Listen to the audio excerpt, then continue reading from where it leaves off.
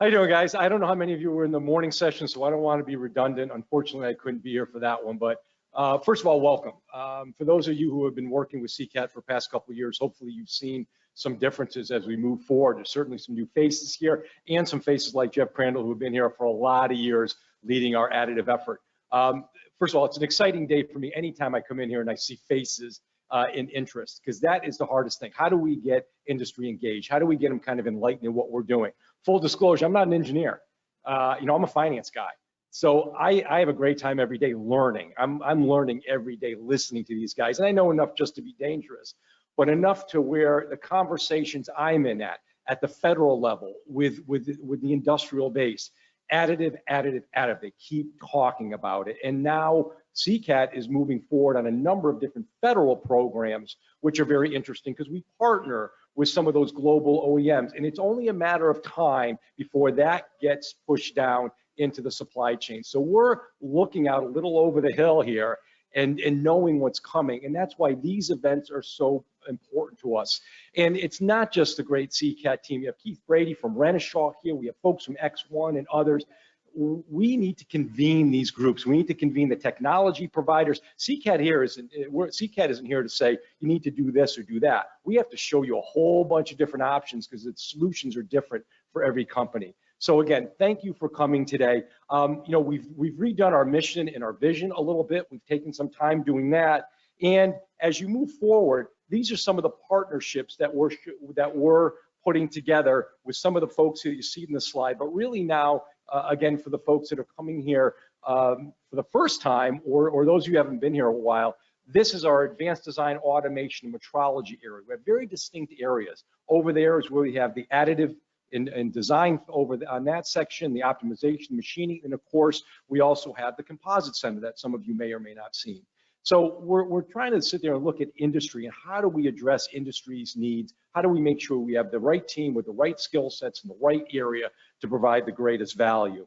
So these are some of the partners. I don't want to get too much into this because it might be, I don't know how much of this is redundant, but again, this gives some additional information, and I'm sure you get to talk to some of the CCAT team regarding this. But as we get into some of the programs that you're seeing here, this is around I4.0.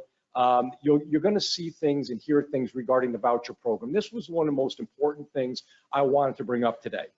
CCAT is receiving more funding than ever. It's not our money, it's your money.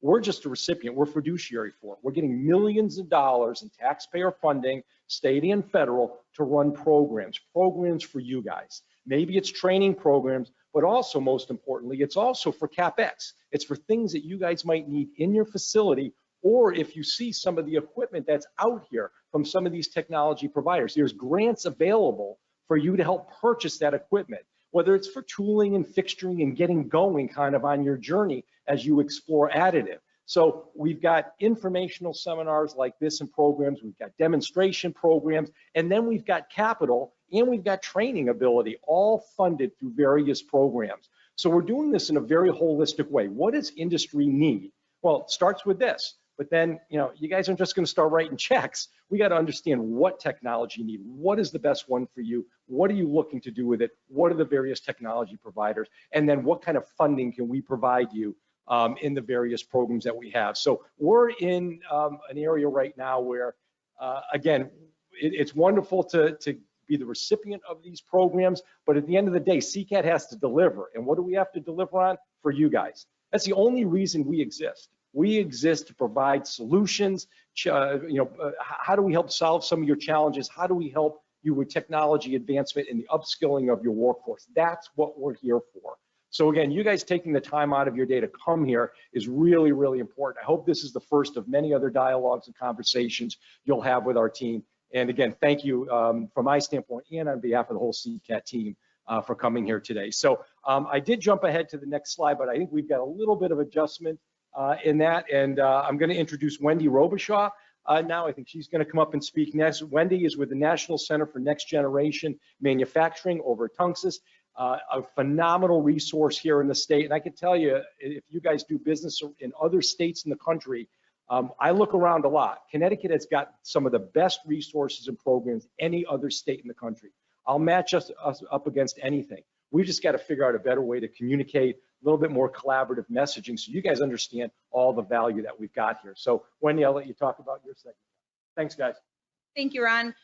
Yes, first and foremost, my name is Wendy Robichaud, and I'm the Assistant Director for the College of Technology and National Center for Next Generation. And I'm providing welcome remarks on behalf of myself and our Executive Director and Principal Investigator, Dr. Karen Wosczyna Birch. The College of Technology is one of Connecticut's best kept secrets. We're finding out every day and every year.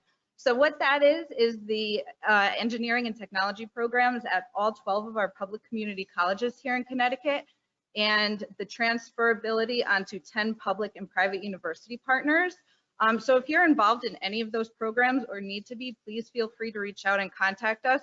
We've been around for over 30 years under Karen's leadership, and it's just an excellent program in making sure students can start affordably in engineering and technology, including our advanced manufacturing programs, and move on to a bachelor's or into the workforce and come back to complete their bachelor's degrees. Next up, we're the National Center for Next Generation Manufacturing. Based on our College of Technology model, we've received over $30 million in funding from the National Science Foundation's Advanced Technological Education Program, which focuses on community colleges and their leadership in technician education, so building a diverse advanced manufacturing workforce. Last year, we received our $7.5 million grant under that program to be the National Center for Next Generation Manufacturing in the United States. We are the only one that was based on the models of our advanced manufacturing education here in Connecticut that we've done. And our goal now is to build a national manufacturing network that takes best practices from around the country in advanced manufacturing education and disseminate them so we all have the same collaborative message across the United States to build the workforce that is so desperately needed in manufacturing. Just really quick, a little bit about the National Center. Some of our goals are professional development for faculty and instructors, changing the image of advanced manufacturing. As you can see in CCAT's facility that we're in today, or any of our community college facilities, it's not dangerous, dark, dirty, and dingy anymore. I'm preaching to the choir here, but that's the message that we're trying to send out through our center, just to make sure that we're getting that message across. Any technology that we do is under the umbrella of Industry 4.0. We're trying to make sure that curriculum in current manufacturing and any potential manufacturing programs in community colleges or even high schools fall under that umbrella. We need to make sure Industry 4.0 is applied to design, fabrication, processing, supply chain, quality, each and every part of the manufacturing process. So that's it in a nutshell. We could go on. I'll be here for the rest of the day. And once again, look for more partnership with us and CCAT in the future. Thank you.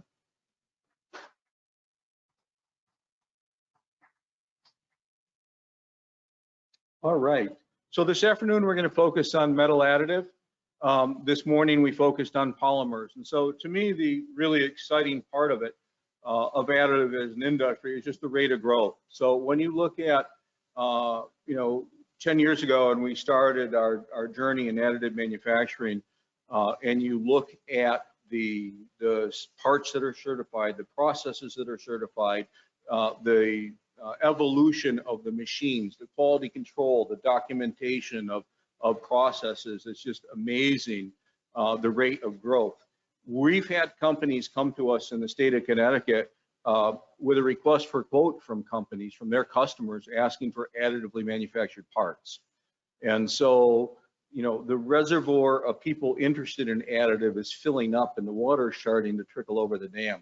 And if you're a manufacturer today and you're not at least keenly interested and aware of and educated in additive, you should be highly considering adopting it and learning how to use it, because it is very, very much it's a tool in the total tools that are available to a manufacturer, but it's becoming an everly increasingly important tool. And so new part builds, repairs, you name it, they're finding applications for additive. And so we have three industry experts with us today we're very excited about. When you look at the ASTM F48 definitions of additive. There's 7 different families of additive plus hybrid. So we've tried to focus on some of the more common technologies that people are adopting and using today. There's many of our friends that aren't here today because we're limited to 3 speakers. But here again, we're hoping to do this again in the future with your input and suggestions on what directions to take. So without further ado, we're going to start out with binder jetting. And so Gabe Doman from X1 is a leading expert on the technology, and we'll turn it over to you, Gabe. Good afternoon, and thanks for the chance to be here. My name is, I'm sure my slides are working right, Gabe Doman. I am a regional account manager with X1. I have over 7 years of experience in binder jet printing sales.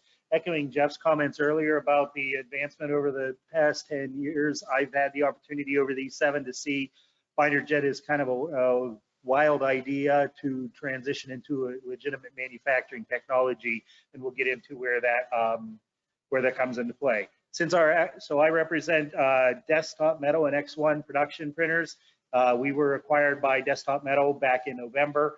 So I handle the production printers, which are the larger size printers that are being used to actually produce parts. I have my educational background. I have a Bachelor of Science in Mechanical Engineering from the University of Pittsburgh from a very long time ago. So binder jet printing is a more sustainable manufacturing way to make a part as compared to more traditional subtractive manufacturing methods.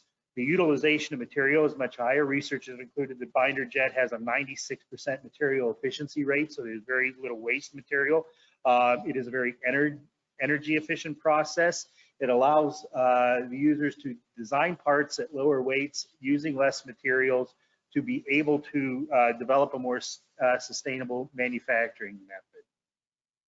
It's also designed for the factory floor again. It is progressed out of the R&D rapid prototyping in a world to be a real manufacturing method. Binder jet printing, depending on printer chosen, it can be up to 100 times faster than laser powder bed fusion. Parts can be up to 95% lower cost. And these machines are being designed right now, and as I get into the specific machine, to be producing millions of parts per year. So we're talking about manufacturing at scale, which parts are being used in major industry today. And it's a very exciting time for binder jet. The basics of the process. So basically what you're using is an inkjet print head, not substantially different than what you might see in a 2-dimensional inkjet printer that's printing on paper. What we're doing is we're printing a drop into a powder bed. That droplet then basically is a glue that glues those powder particles together, and that is what forms your voxel or your 3D analog to a pixel. And hoping that the video is going to run. Great. It's always hit or miss with this. So this is a video of the process in operation. So what we're showing, and this is an older model of printer, but it's still our best video in my opinion. It's the Mplex printer. The part that's being loaded in there is a filter, and this thing's running really fast for some reason. That is an actual customer part. There'd be no other way to make it as a single part. So what you're going to see happening there is the print head is printing the binder into the powder, and then the recoder is going to come over, dry that layer of powder off a little bit, put another layer of powder down, and then the print head is going to go back over, print your next layer. And this is how the part is built up in a Z direction.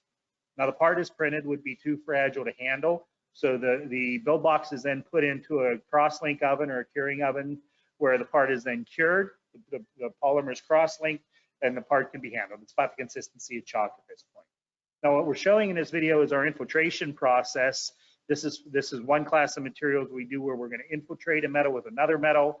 It's the initial technology we licensed from MIT. It's easier than trying to do a single metal.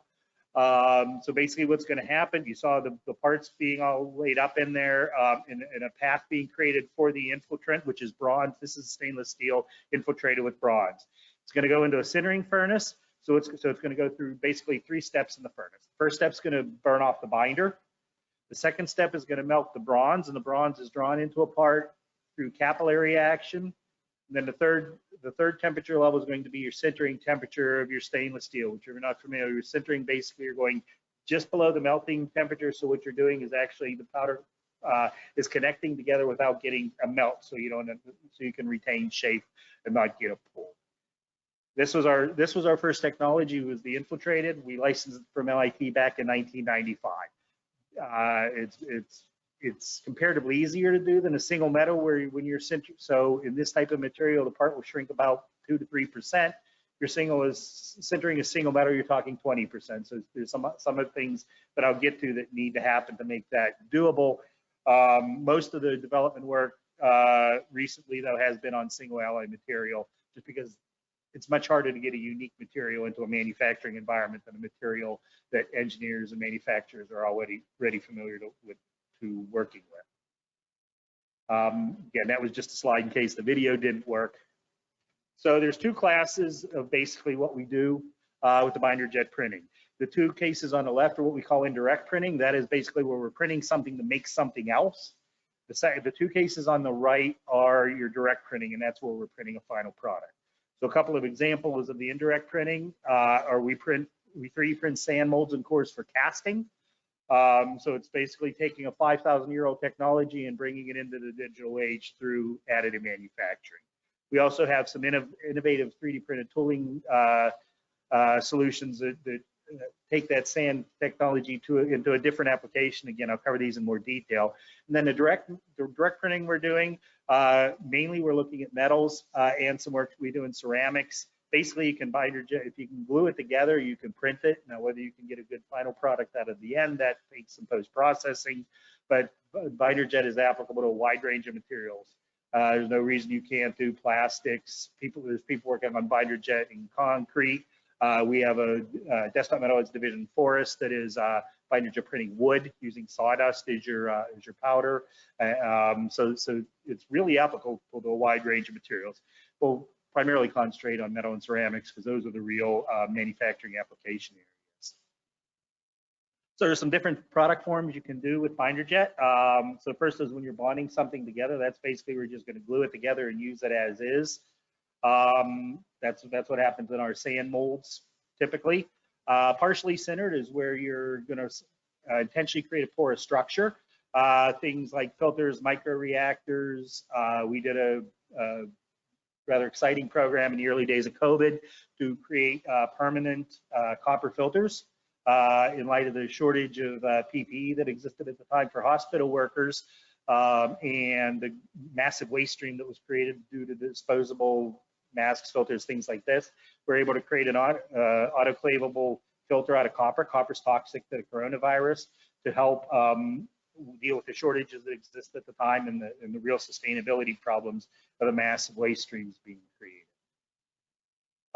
Infiltrated, that is what I showed in the video. That is where we're taking one material and infiltrating with another to get density. Then highly sintered, that's where we're going to sinter a single material down to get its full density to create a single alloy material. So as far as indirect printing going, and this is specifically rated to the sand casting part, what we're doing is eliminating process steps. So typically in a casting situation, you will be taking the sand, packing it over some sort of mold, taking that back apart, be blowing a core or something, and you're going to reassemble it. The cores often are multiple pieces, gluing them all together, putting it, assembling all this, then pouring your core. We're taking those steps out of the process. So basically what we do is we print your mold, print your core. Oftentimes the complex core is a single piece, put it together, pour your metal. A lot of the advantages of it, it's much faster. So you don't have to take the time to make this pattern and everything like that. If you load your drawing, or big sand printers you can have this turned out in a day or two.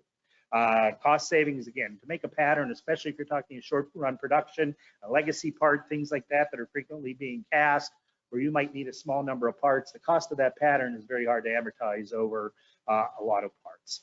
No pattern storage. If you go to your typical foundry, you have your foundry space where your actual productive space is dwarfed by pattern storage. Huge warehouses and rental buildings full of patterns. And when you go look for the pattern, you got to go find it, and maybe a lot of these are made out of wood, maybe they're dry rotted, maybe they're cracked, all these other kind of things. We have about 30,000 digital patterns in a server about the size of this lectern. The other thing that the casting industry is facing is if you go into your typical foundry, your pattern makers are about 60. The skill sets, the woodworking, the craftsmanship, those skill sets really aren't being transferred to the younger generation today. I have 3 sons, 18, 20, and 22. None of them have ever taken a shop class. It was required when I was in school. So somebody, now when it comes to ones and zeros, I'm not the household tech support anymore. They can run rings around me. So when you start digitizing this stuff, you are making it more applicable to the workforce and the knowledge and skill sets that are being produced today. Rapid design changes. If you want to make a change especially if you're going through the prototyping phase, early production phase, you want to make a little change, you're not reworking a pattern, you're changing a drawing and reprinting. And then the design freedom, like all additive manufacturing, all these digital technologies, you're not designing something to figure out, well, how am I going to make it? You don't have to start there. You can start with what you want to make and then print it to your shape. Most common process we have out there uses a Furan binder. It's a 2-part binder, not all that fundamentally different from 2-part epoxy. So your sand particles are coated with an activator. The print head's going to print the binder into the sand particles. They're going to react at room temperature, and you can put it together and make your mold core package. Another process that works off our sand technology is our washout tooling, and this may be of interest here, knowing this is there's a little bit of aerospace activity, as I understand, around here in Connecticut. So basically what we're doing is using our sand technology to create washout tooling for composite, basically ductwork, tanks, anything where you're going to try and have an enclosed space out of composites. So basically it's our sand printing technology, but we use a water soluble binder with it. So basically we'll print up the in this case a mandrel. We have a couple of different coatings we can use on it. Lay up your composite, whether it's a filament line, hand lay up, whatever your process is. When it's done, you can remove the tool with tap on. So when you're done, you end up with a hollow shape. It's not complex to assemble or disassemble this core when you're done with your composite.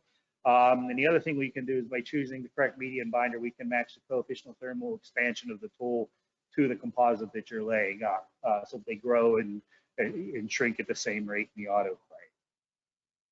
autoclave. These printers are very large. If you look at them, the biggest one in our standard workhorse printer, the S-Max Pro series, that's 1.8 by 1 by 0.7 meters. We also can glue these together.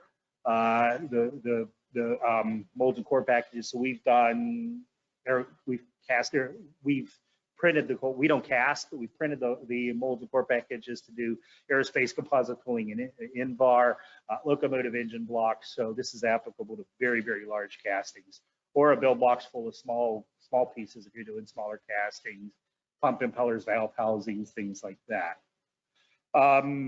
This coming weekend at the Cast Expo in Columbus, Ohio, we're introducing our next generation printer. There's a tremendous amount of excitement about this printer. It is called the S-Max Flex. So basically it is built on a robot arm as opposed to the major structure you've seen there. It dramatically reduces the cost. The S-Max printer you see in the middle there is about 1.2 million. The S-Max Pro is about 1.4 million. This is $600,000. Build area of 1.9 by 1 by 1 meter, so it's bigger, it's faster. It takes advantage of with the desktop metal, buying X1 desktop metal, and I'll get into this in a little more detail in the metal printers. Single pass jetting is a big part of what they do. So if you look, the print head is the whole width of the box. So in one pass, you're printing basically the whole width of the box. So it's very, very fast.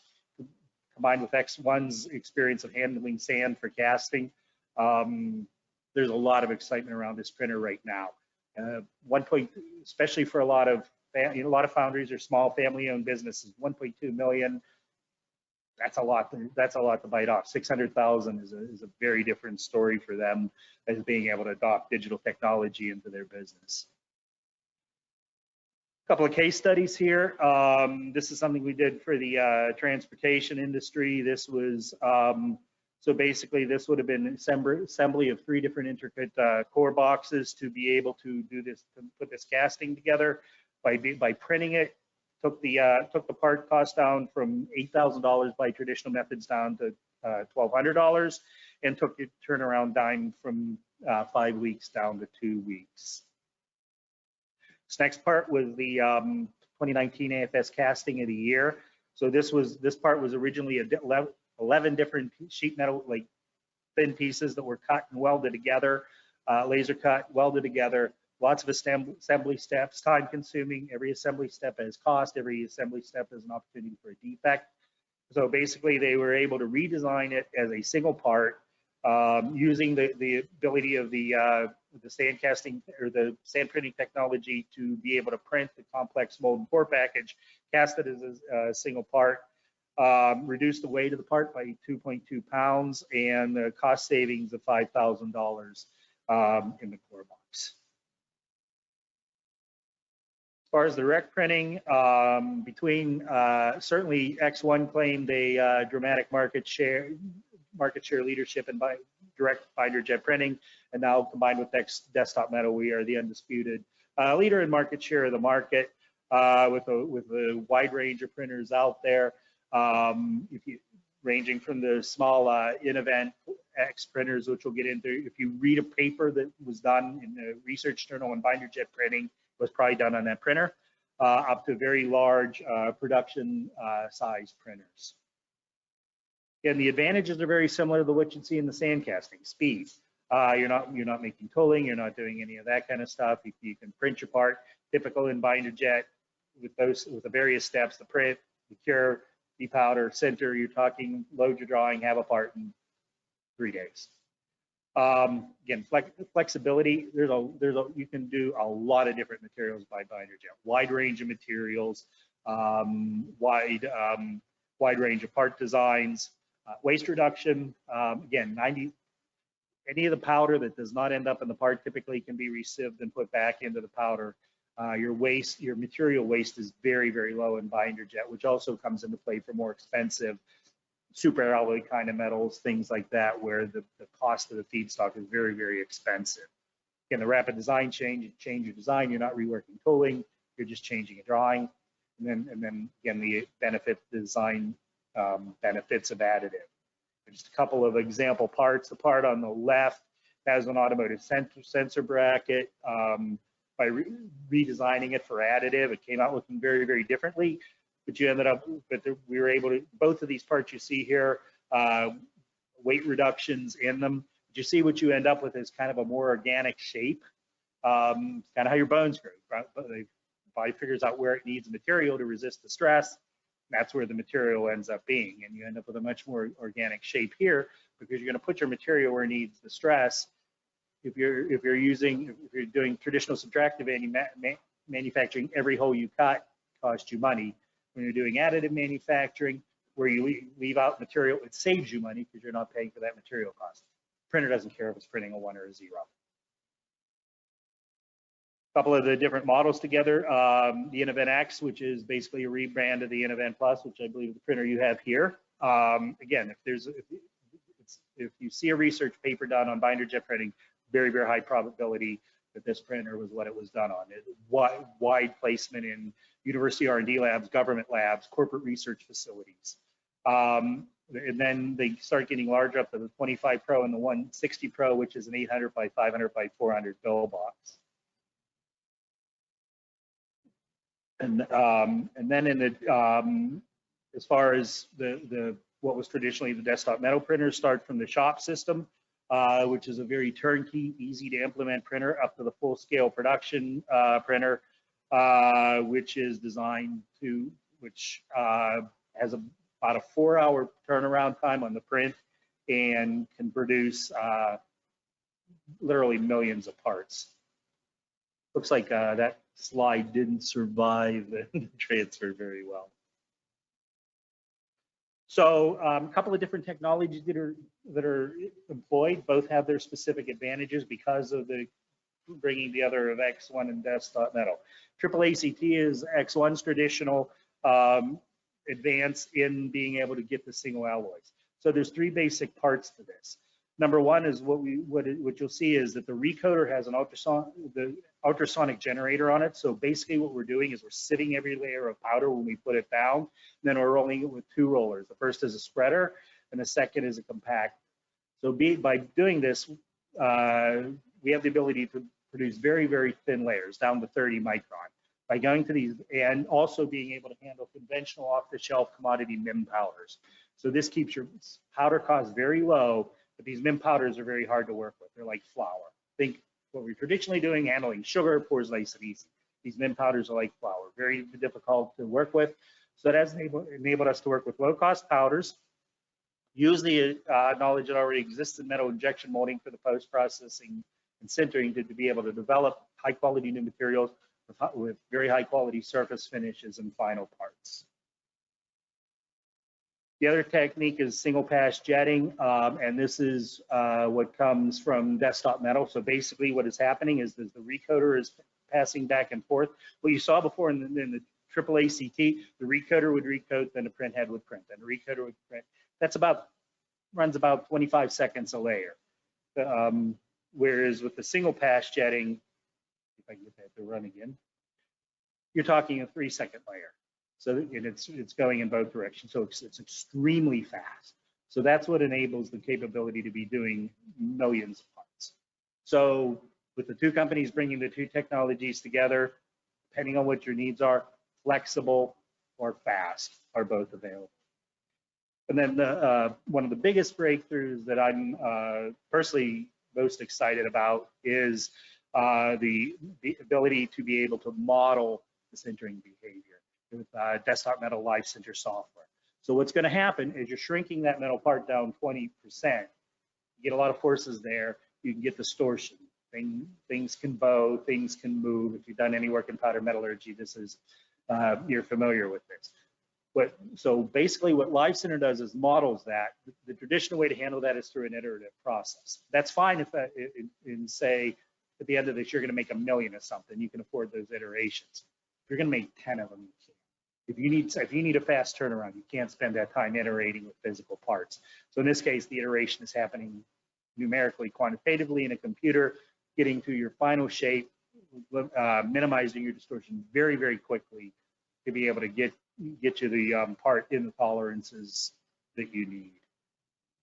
As far as qualified materials, depending on the machine, so in the X series, you see some of the materials that are available there. The shop system has a kind of a shorter list of qualified materials, but it's because it's intended as more of a turnkey package. But for basic stainless steels, it's a very cost-effective solution for making stainless steel parts.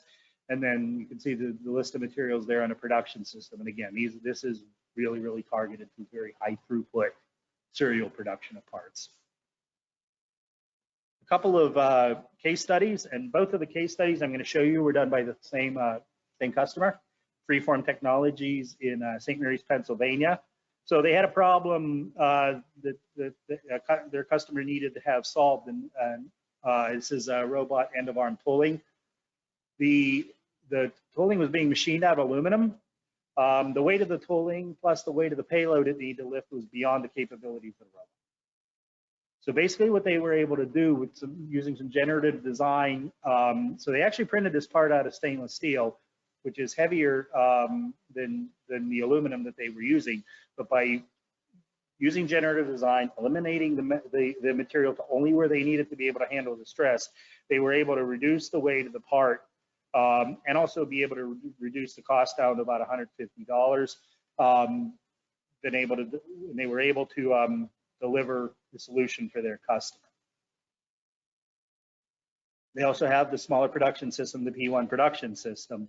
They use this widely for turning out large quantity of parts. So again, why the two technologies, the X series is going to give you greater flexibility if you want to do different things.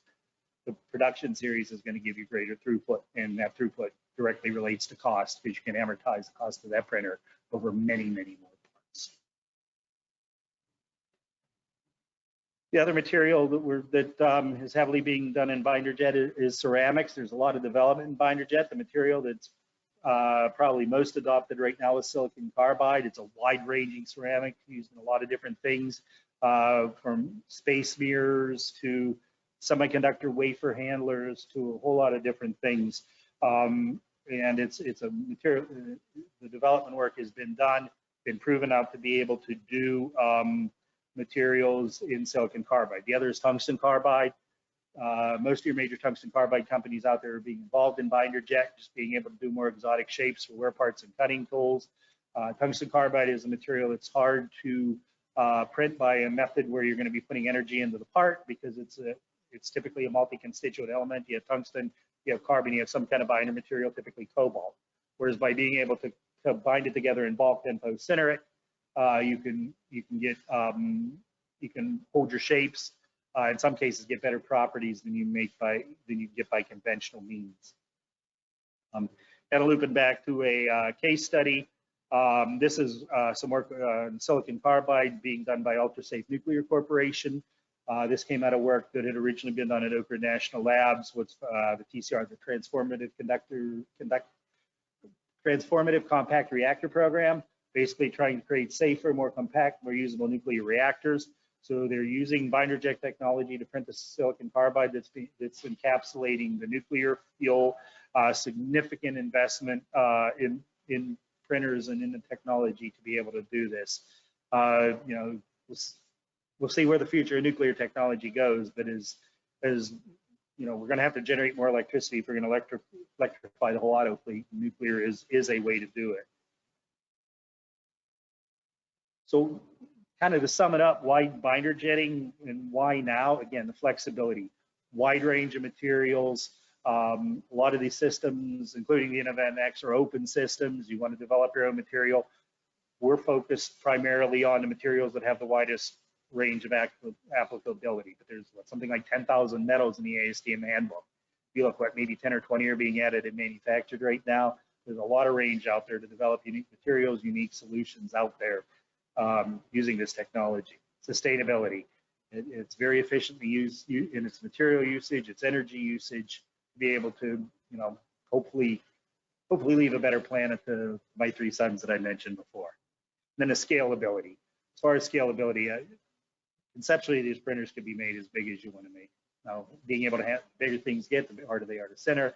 There's challenges with anything to scale, but with the scalability to being able to do large quantities of parts or very large single parts, the capability is there through binder jet, and that's what's really driving the adoptions of binder jet that's happening right now. Any questions?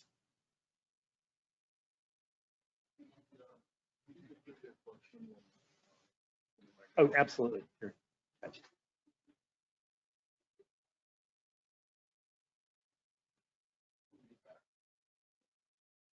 Typically, what we're getting is it ends up being 65. So you asked what the highest percentage of input print we can get in a part. Typically, what we're doing is 65% stainless steel and 35% copper. We end up with a part that's about 95% theoretical density. So that's pretty much a fundamental limit. We know we get some surface-to-surface porosity, so we really can't improve on it.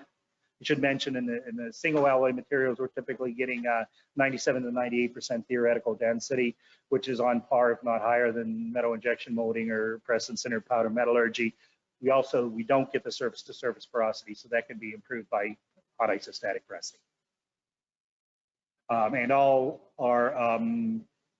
of our single alloy MIM materials meet MPIF standard 35 if a standard exists for that material, so that they can be used confidently.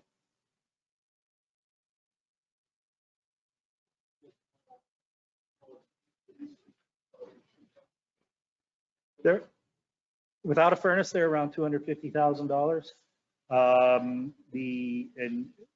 There's a small furnace available with them that runs about $70,000, but you can kind of scale up from there depending on what you want to do with your furnace. The furnace is really decoupled from the printer.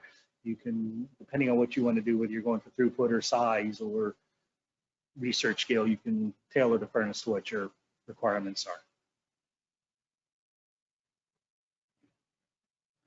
Yeah.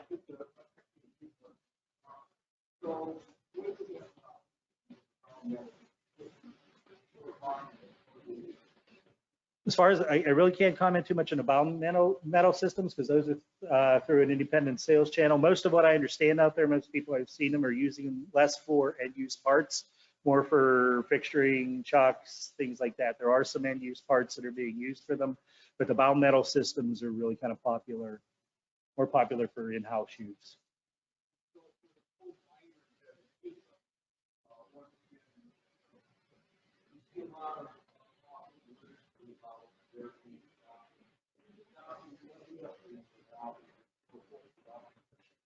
Really the first, so your question, this question was what industries are adopting the binder jet for metals. Initially, metal injection molding companies and their customers were the first to adopt it because that is really the shortest path to adoption. If you look at everything we do in the adoption path, the easiest path to adopt was the casting because the metal doesn't care if it's being poured into 3D printed molten core package or a conventional package. So the adoption of that part becomes a very straightforward thing. When you start getting into then directly additive manufacturing, get things into material certifications, part certifications, things like that, that take longer for the adoption depending on your industry.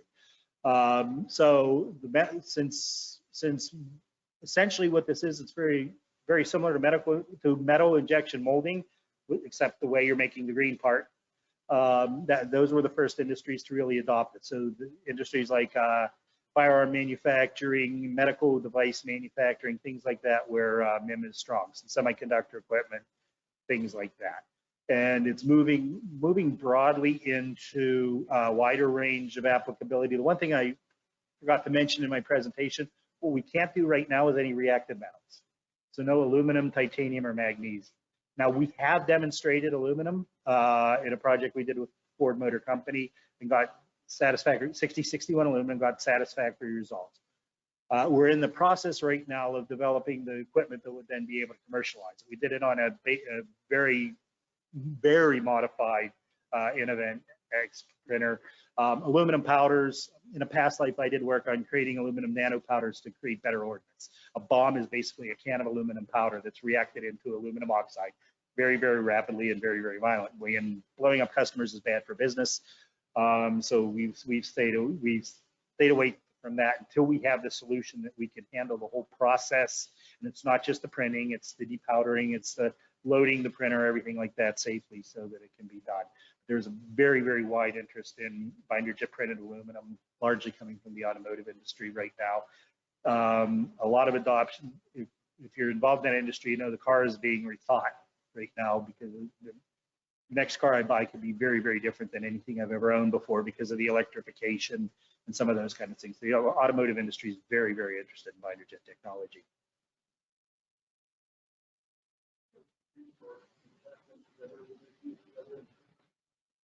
Yes, he asked if you stack parts together in the sintering furnace, would they fuse together? Yes, they would. But there are methods that we can use by putting anti-sintering agents between parts and things like that, so they won't. You can stack parts in the printer though, since you're printing directly into the powder, not onto a substrate. You can use the whole vertical area. So if you're printing a lot of small parts, you can keep going. But are you logged in from the link that you got? Or? Okay. Oh, okay.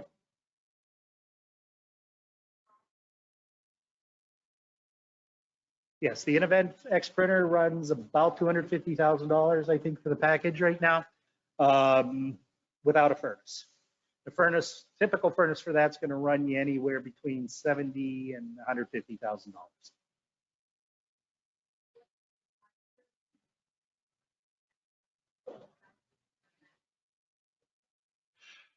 There's a couple different binders we can use for SIC, and it depends on what you're trying to do in the final chemistry. Most of our binders are a polymer in solution, either an aqueous or a solvent solution. But in some cases, for the silicon carbide, we will use a phenolic binder. So, like for example, when we're doing metals, you want to eliminate as much carbon as possible and not leave residual carbon from the polymer. Sometimes the silicon carbide, you want to leave some carbon behind because it can be beneficial in the sintering process or the solidification process for the silicon carbide.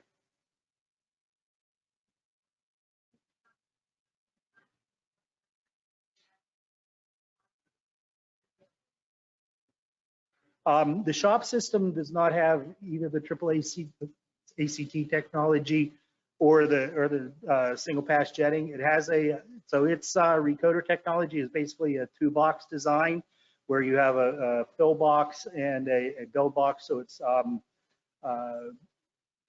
it's basically pushing the powder from one box to the other. The other difference between it and the other printers is it uses thermal print heads, where the other use piezoelectric print heads, which can have some limitations on the binder which you use. So whereas with the AAACT or the single pass jetting, it's much more forgiving on your powder. The shop system really needs powders more tailored to it, and that's why when you get them from Desktop Metal, they're considered closed systems. You're going to go back to Desktop Metal for the powder. When you're using the X series or the P series, they're open systems. You can source the powder directly from a powder manufacturer because they're designed to accommodate the powder. So it's basically machines designed to accommodate any powder versus the shop being you really need to tailor the powder to the machine. Jeff?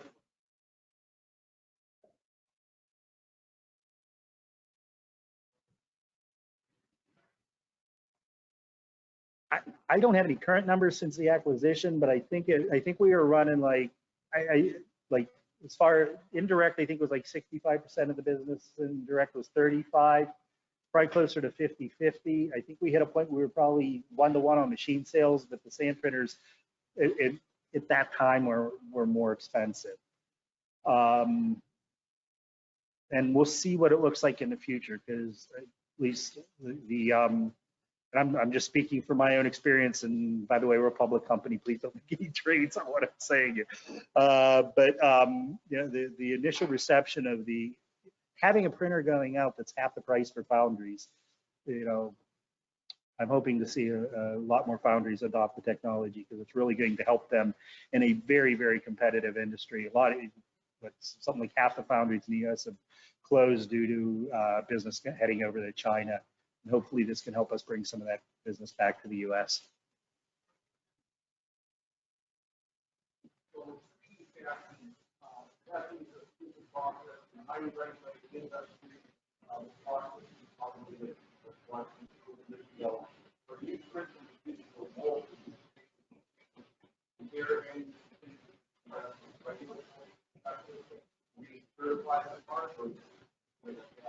It's a casting. It's going to be your same part.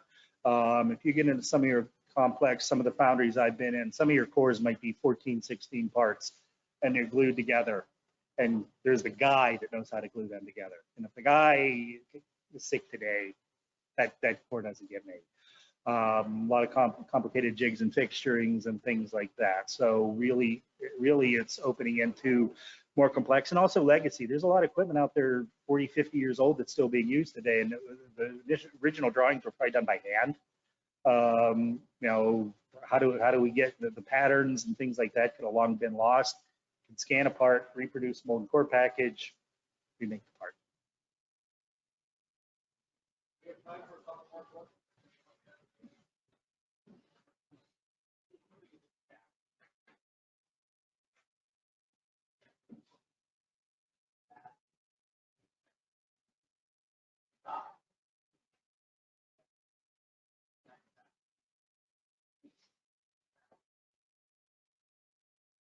Biggest challenge in adoption, I think, well, first of all, there's human resistance to change. There's existing infrastructure, cost. You know, the investments, the capital investment for especially in the metal space is not small. You know, we're talking in the metals anywhere from $200,000 for a research printer up to a couple of $1 million. Saying you're talking $600,000 to $1.4 million. It's not a small capital investment. We've solved that by having leasing programs, which many of our customers have taken advantage of. Time, when you're talking, especially if you start getting into automotive, aerospace, medical applications like that, the process to get a part qualified is not quick. So it take 5 years to get an aerospace. That's not a big deal. That's pretty quick, I think, in a lot of aerospace and medical parts to get them certified.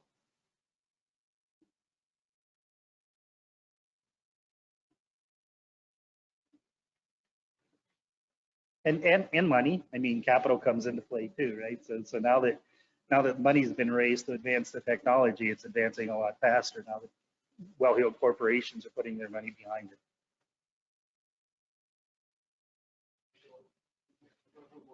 So what evolution do you see taking place in binder jet? What are some things that you find forward? More and more materials. Work being done every day to introduce new materials. People want to use the material they want to use. They don't want to have to use the material that you can print. Faster machines. Is technology. So we can also leverage off of the technology that exists for 2D print technologies. Print heads get faster. Your printer at home's a lot faster than it was 10, 15 years ago too. As that technology advances, we can leverage that technology, motion control, all the things that we need to do. Robots are a lot faster than they were 20 years ago. So as that technology advances, computers are faster. We can, software's faster. We can advance all those things so that that capital cost can be amortized over more parts.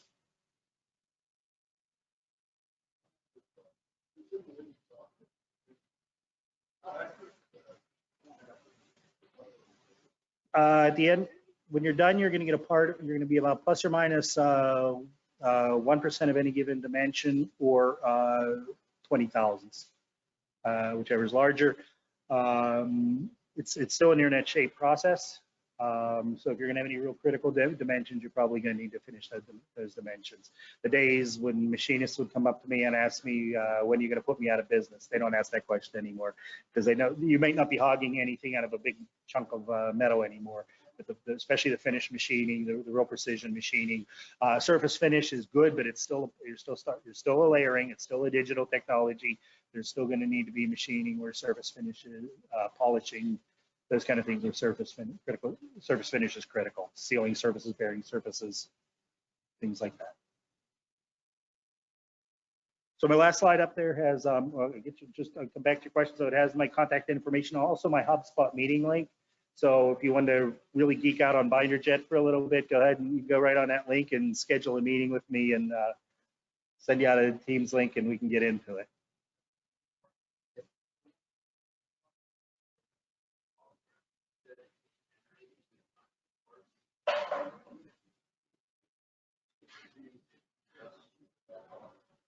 So basically what it's doing is iterating the design of the part, and simulating the distortion that's going to happen in the furnace due to the heat, the weight of the part, the centering behavior that's going to exist, the forces and the centering behavior that's going to cause that part to distort. So what we're doing with the software then do is pre-distort the part out of shape, so when it distorts, it's going to distort back into shape. Now, in some cases, we need to use what's called a setter, similar to what you would do in powder metallurgy. It may be a durable ceramic part. It may be essentially a part made out of a similar material that shrinks with it. We try and avoid that because that generates scrap, but in some cases, it's really the only way to hold the dimension. Thank you.